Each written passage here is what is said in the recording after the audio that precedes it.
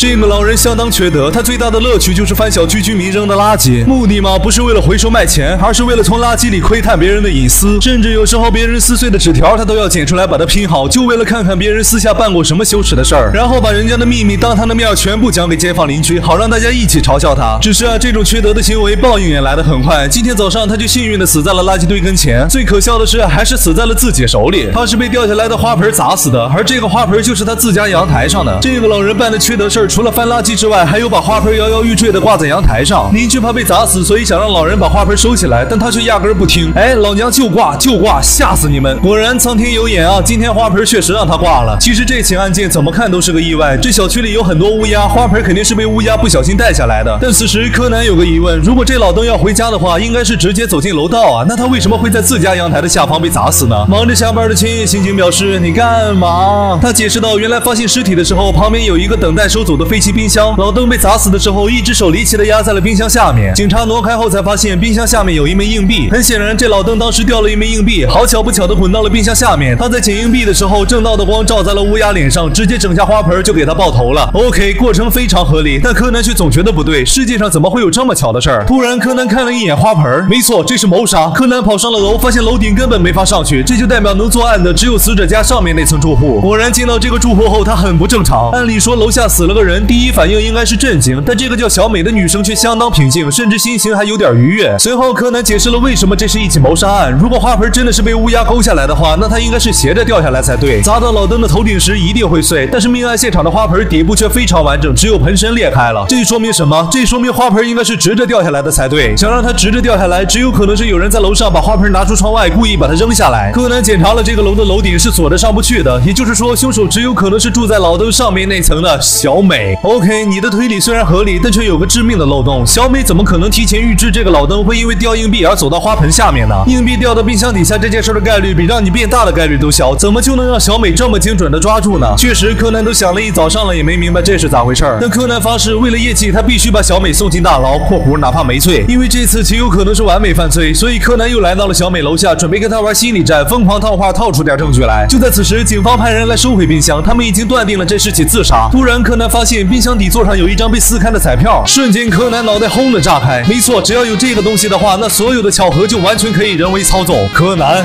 懂了。画面一转，在小美下班的路上，冤种团堵住了他。柯南打听到小美昨天确实买过一张彩票，于是直接开门见山让小美拿出彩票。果然她面露难色，拿不出来。于是柯南没有任何人情味的开始了推理。那天他先用钩子将老登的花盆吊了上来，接着又放下了一根更长的线，然后把彩票粘在了下面的线头上，并把它放在了楼道门口。果然老登回家的时候发现了这张彩票，因为之前老登曾在垃圾堆里捡过一张彩票，碰巧的是那张还中了3等奖。尝到甜头的老登看着地上这张彩票，自然不会放过。但就在老登要捡到彩票时，小美在楼上拉动了挂着彩票的线，绕过冰箱的线，自然会把彩票带到冰箱底部。这样被耍成汤姆猫的老登就会往冰箱底下伸手去够，小美只需要在这时扔下花盆，就可以把它直接砸死。但是这个手法也有个弊端，就是楼上的小美会被冰箱挡住视野，看不到老登的头，只能盲狙。但好在最后的结果皆大欢喜，完事之后，小美只需要把彩票拉上来就可以了。冰箱底下那枚硬币也是小美为了误导警方而偷偷放进去的。本来这个手法天衣无缝，但因为小美还是个米花新手，第一次杀人，所以回收彩票时比较慌张。彩票的一角被留在了冰箱底座，冰箱底部也留下了杂乱的细线划痕。所以啊，这是什么豆腐牌冰箱？挂个彩票的钓鱼线都能给整出划痕来。果然，米花市的任何人或物件都很脆弱。话说回来，证据的话，只需要检查一下上面的指纹，就可以确定这个彩票是谁放的了。至此，小美承认了罪行。等会儿怎么这就认罪了？这些狗屁不通的证据又能证明什么呢？我就是看了《猫和老鼠》，想学钓人，不行吗？此时苦命的小美道出了动机，原来她与老登无冤无仇，但有一天老登却拿着一封信来到了小美上班的面包店找她。小美的同事还有顾客们快来看呀！这封信的内容真是又恶心又搞笑呀！大家快来一起看！原来这是小美男友写给她的分手信。收到信时的小美伤心欲绝，把它撕碎扔到了垃圾堆，但没想到却被恶毒的老登翻垃圾时捡到。为了偷窥隐私，她还细心的粘了回去。自己看还不够，她还要拿着这封信来小美工作的地方当众羞辱她。